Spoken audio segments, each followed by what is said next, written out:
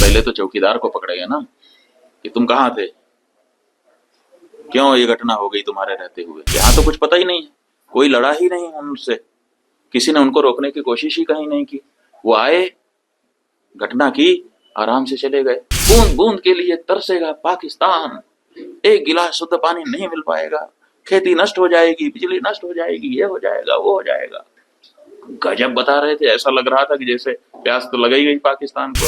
अब तो ये स्पष्ट है कि कोई है जो भारत को चुनौती दे रहा है, कोई है पूछ पूछ करके कि हिंदू हो मार रहा है। इसका मतलब है कि कोई है जो हम हिंदुओं को चुनौती दे रहा है। इसलिए भारत देश को चुनौती है तो भारत देश के नेताओं को, हमारी सरकार को उस चुनौती को स्वीकार करके चुनौती देने वालों को सबक सिखाना चाहिए। जहां तक हम हिंदुओं का प्रश्न है, एक हिंदू धर्माचारी होने के नाते हम भी अपने हिंदू समाज के लिए चिंतित हैं। हम भी इस बारे में मंथन कर रहे हैं कि हमारी सुरक्षा कैसे सुनिश्चित हो सके, क्योंकि जो सरकारें हैं वो तो कहीं ना कहीं असफल हो रही हैं।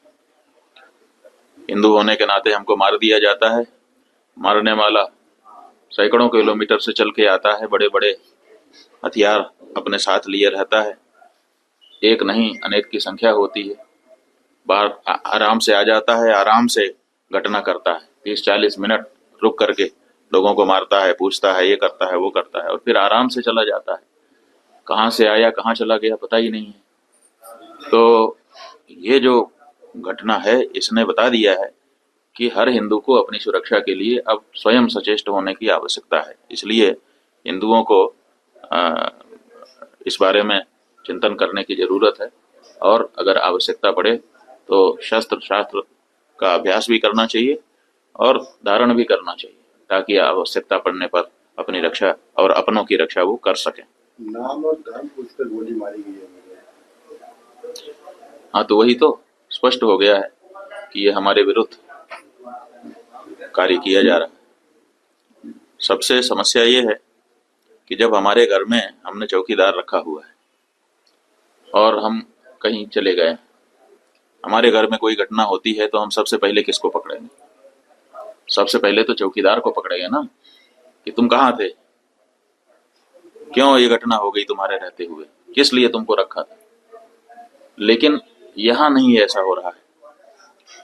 यहाँ जो है कहते तो हैं कि हम चौकीदार हैं, लेकिन चौकीदारी अगर की गई होती, हाँ चौकीदार अगर अपने काम में पक्का होता है तो उसके ऊपर आक्रमण करके उसको कोई मार दे, लेकिन फिर कहा जाता है कि इस चौकीदार ने अपना निभाया।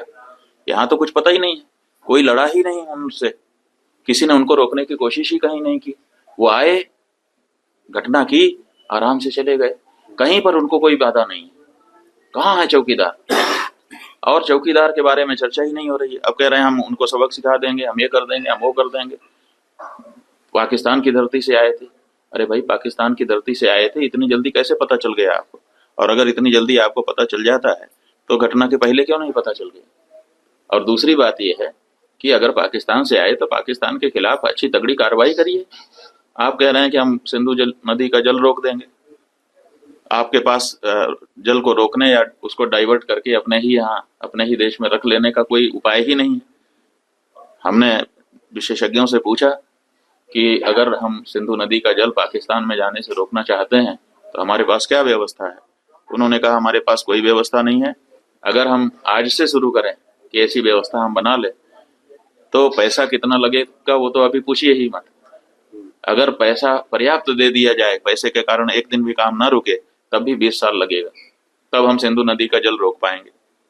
तो ऐसी परिस्थिति में हम ये कह दे रहे हैं कि हम सिंधु नदी का जल रोक लेंगे। और टेलीविजन के एंकर हमने सुना, वो कह रहे थे बूंद बूंद के लिए तरसेगा पाकिस्तान, एक गिलास शुद्ध पानी नहीं मिल पाएगा, खेती नष्ट हो जाएगी, बिजली नष्ट हो जाएगी, ये हो जाएगा, वो हो जाएगा। गजब बता रहे थे, ऐसा लग रहा था कि जैसे प्यास तो लग ही गई पाकिस्तान को। और इधर विशेषज्ञ बता रहे हैं कि हमारे पास पानी को रोक लेने का कोई उपाय ही नहीं है। तो ये जो बातें हैं ये समझ से बाहर है। हमारा ये कहना है कि घटना बहुत बड़ी हुई है, इससे बहुत सारी शिक्षा समझ लेने की आवश्यकता है, सबक लेने की आवश्यकता है। और सबसे पहले जिन लोगों से ये चूक हुई है उनको चिन्हित करने की आवश्यकता है और उनको दंडित करने की आवश्यकता है। उसके बाद अगर कोई बाहरी है तो उसके ऊपर भी प्रहार करना चाहिए।